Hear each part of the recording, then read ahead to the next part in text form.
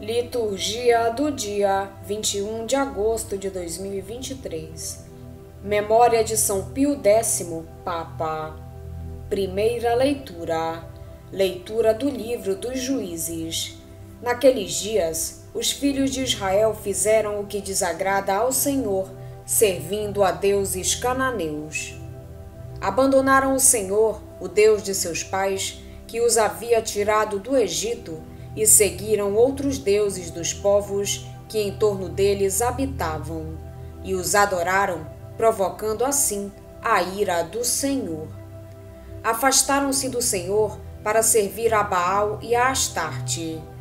Por isso, acendeu-se contra Israel a ira do Senhor, que os entregou nas mãos dos salteadores que os saqueavam, e os vendeu aos inimigos que habitavam nas redondezas.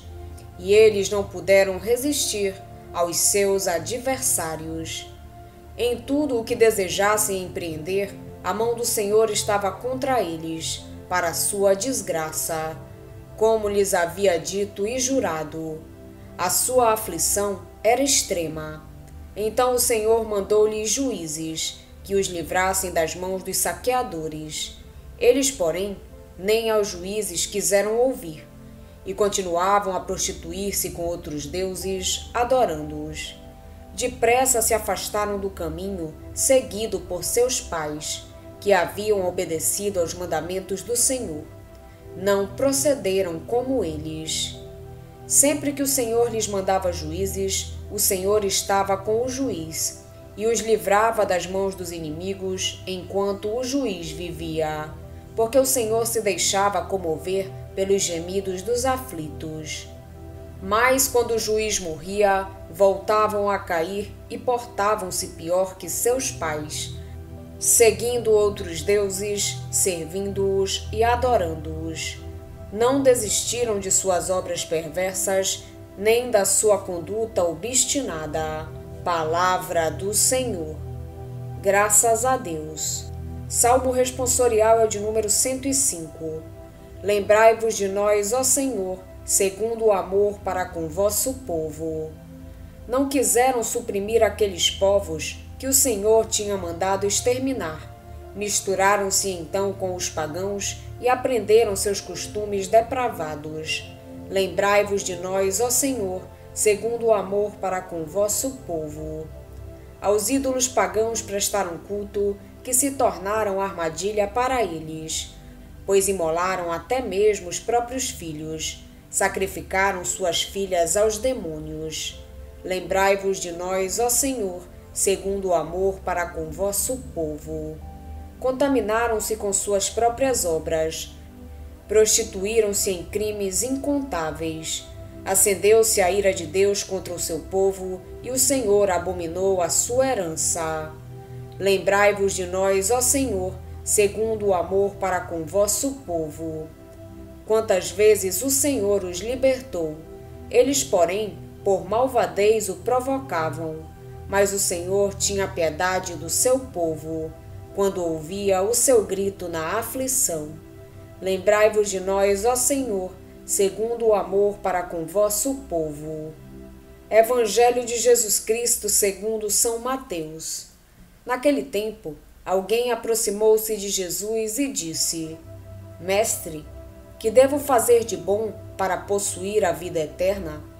Jesus respondeu: Por que me perguntas sobre o que é bom? Um só é o bom.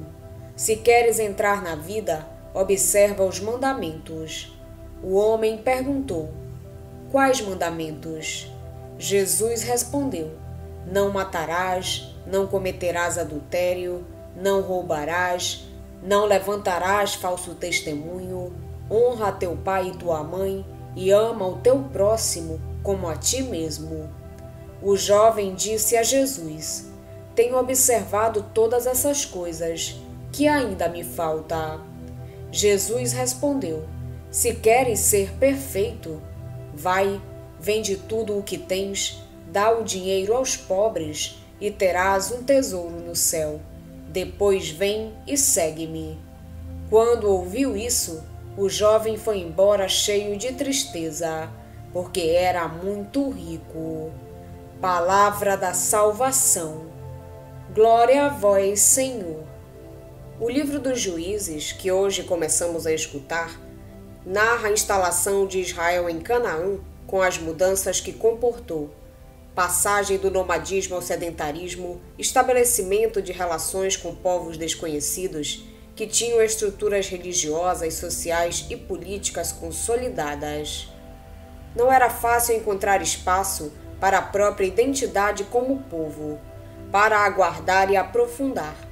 A mistura e o convívio com outros povos eram provocação e convite à integração no seu sistema de vida. Era fundamental para Israel manter uma genuína transmissão e um sincero acolhimento do patrimônio constituído pelos eventos da sua história de povo de Deus. Mas essa memória foi se apagando. O texto que hoje escutamos apresenta o quadro teológico em que é lida a história de Israel. O dom da terra devia avivar continuamente a consciência da aliança, da fidelidade a Yahvé, da pertença a ele como povo com uma missão. Mas a realidade foi bem diferente. A geração de Josué sucedeu outra geração que não conhecia o Senhor, nem a obra que o Senhor havia feito em favor de Israel. E com um sentimento de profunda dor, o autor sagrado acrescenta: os filhos de Israel fizeram o mal perante o Senhor e prestaram culto aos ídolos de Baal. Abandonaram o Senhor, Deus de seus pais. Ao pecado de idolatria, verdadeiro pecado original de Israel, segue-se uma lista de outros pecados, como a desagregação do povo, as lutas internas, a depravação moral. E surgem consequências terríveis: sofrimento, perda da liberdade, novas escravidões. Nessas experiências, que parecem ser castigos com função pedagógica, amadurece a exigência de conversão, de mudança de vida, e brota a prece de invocação a Deus para que se salve o seu povo. Deus escuta as súplicas e intervém, enviando um juiz, libertador, salvador. É nesse quadro que emerge novamente o amor misericordioso de Deus e a sua fidelidade, que lhe permitem restabelecer a comunhão com o seu povo, para lhe dar vida, bênçãos, futuro. Com respeito ao Evangelho, o encontro de Jesus com o jovem rico é referido pelos três sinóticos com algumas diferenças.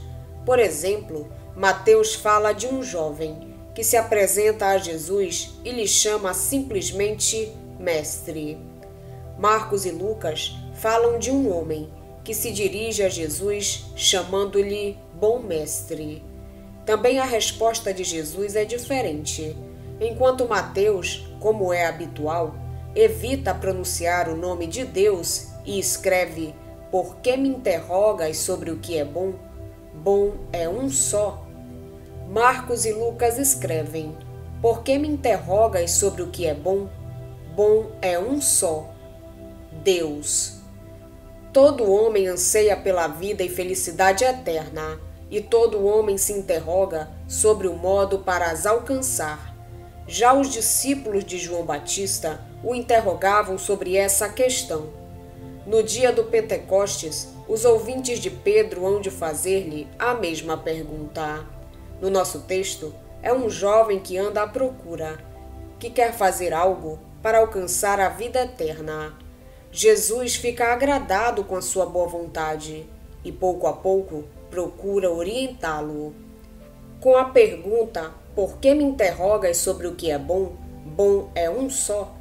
Jesus insinua que procurar a vida eterna não é outra coisa senão procurar alguém que tem um rosto concreto e não algo de abstrato.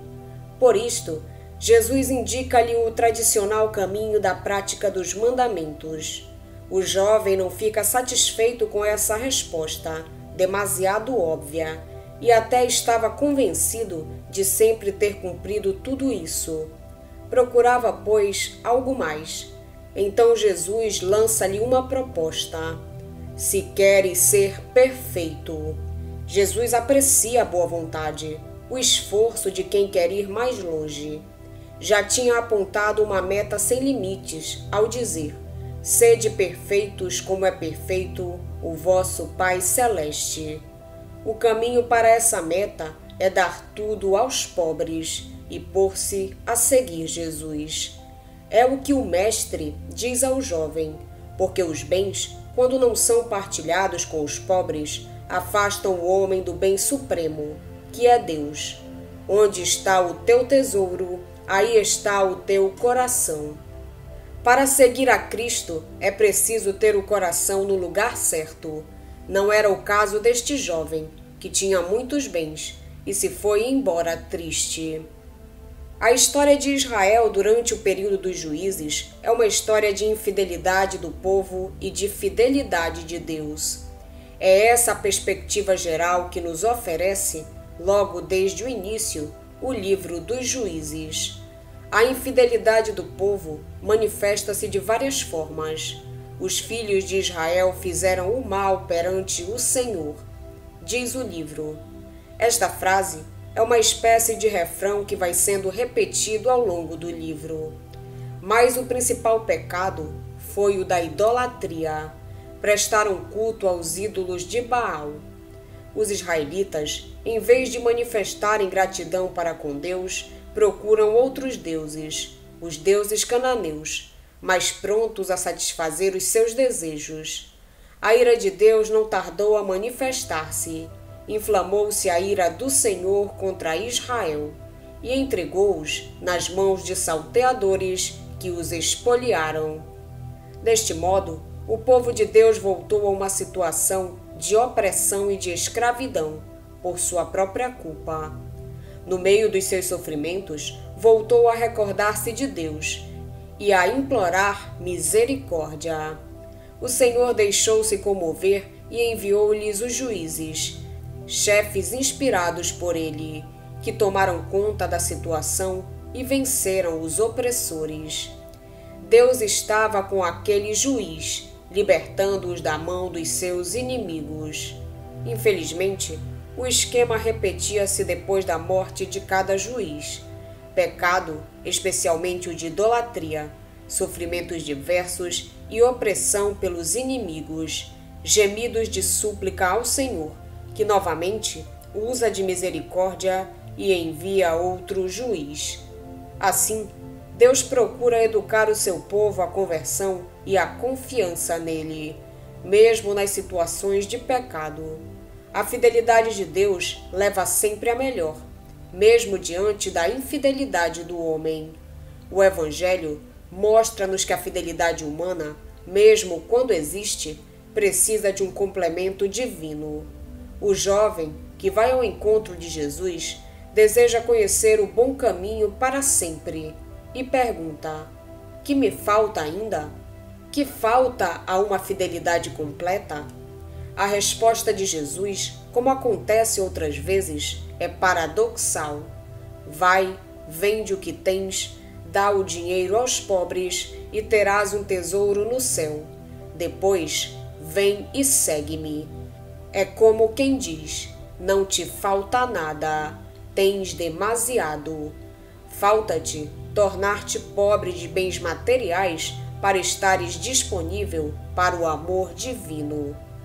O segredo para uma vida em plenitude é desfazer-se de tudo para dar lugar aos verdadeiros tesouros.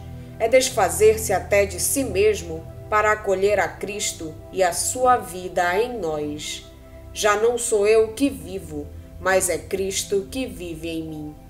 Cristo convida-nos à bem-aventurança dos pobres, no abandono filial ao Pai.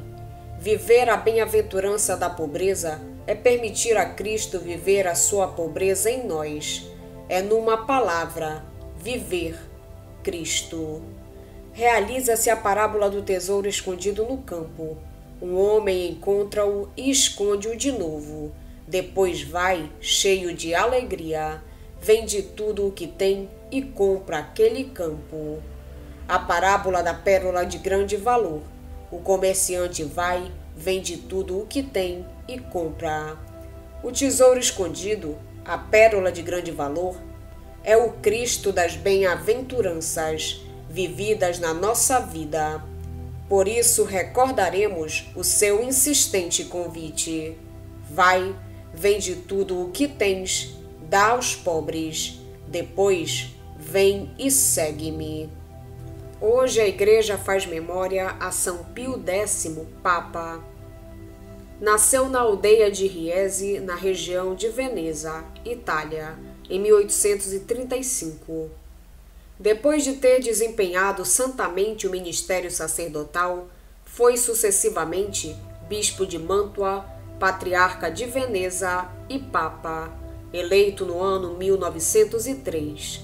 Adotou como lema do seu pontificado restaurar todas as coisas em Cristo, ideal que de fato orientou a sua ação pontifícia na simplicidade de espírito, pobreza e fortaleza, dando assim um novo incremento à vida cristã na Igreja. Teve também de combater energicamente contra os erros que nela se infiltravam. Morreu no dia 20 de agosto de 1914.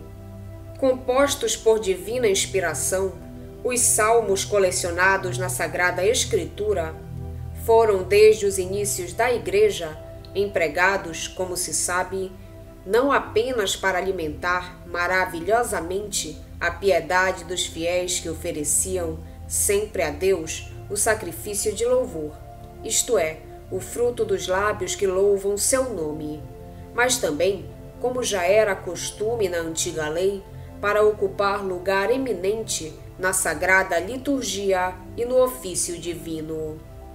Daí nasceu, na expressão de Basílio, a voz da Igreja e a salmodia.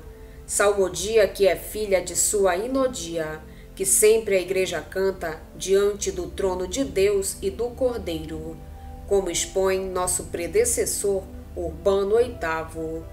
Assim a Igreja ensina aos homens, particularmente devotados ao culto divino, conforme as palavras de Atanásio, de que modo se deve louvar o Senhor e com que palavras dignamente confessá-lo.